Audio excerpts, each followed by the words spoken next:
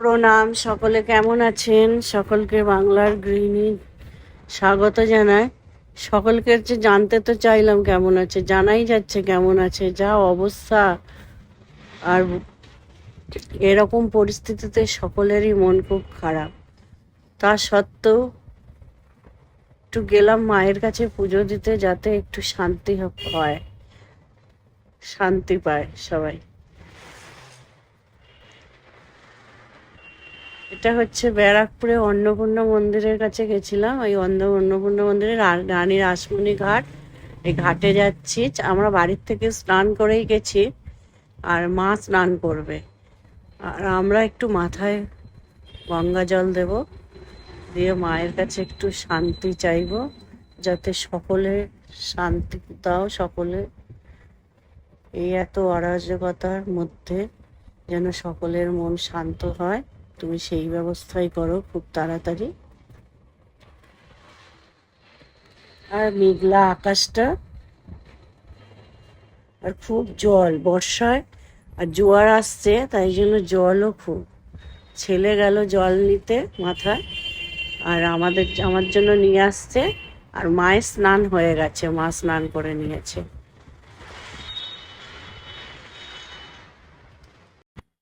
এরপর আবার অন্নপূর্ণা মন্দিরের কাছেই যাব, গিয়ে নাট মন্দিরে বসবো, কেননা মায়ের ভোগ আরতি হয় 1:30টার সময়।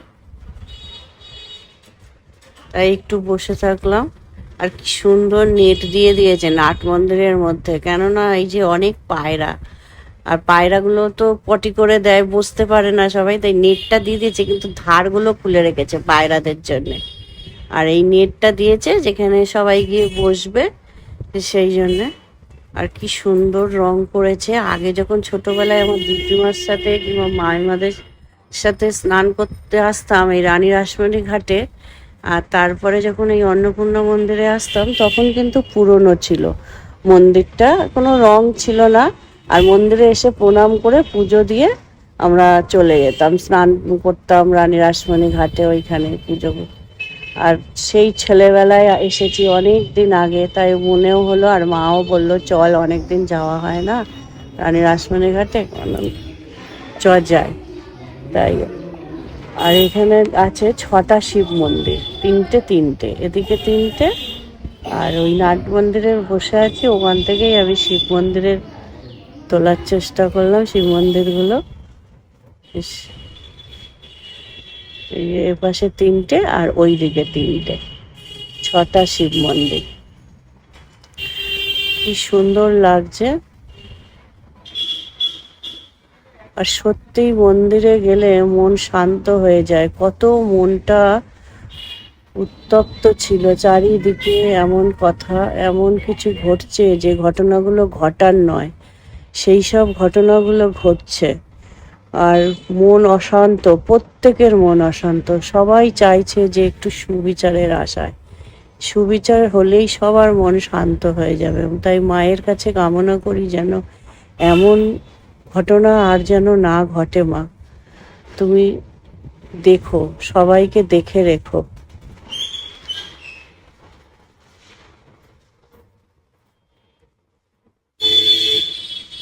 নাট মন্দির থেকে একটু বাইরে বেরিয়ে এসছি।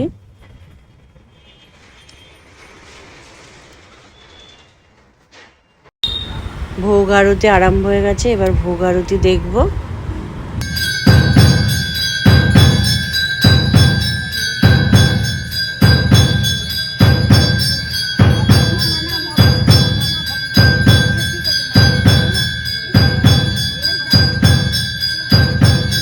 ভোগ আরতি শেষ হয়ে গেছে, এবার আমরা যাব ভোগ খেতে।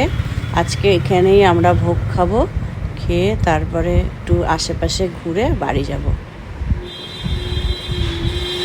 মায়ের সাথে। আমি আর ছেলে, মা, আমি, আরও মন্দিরে যারা ছিল তাদের সঙ্গে।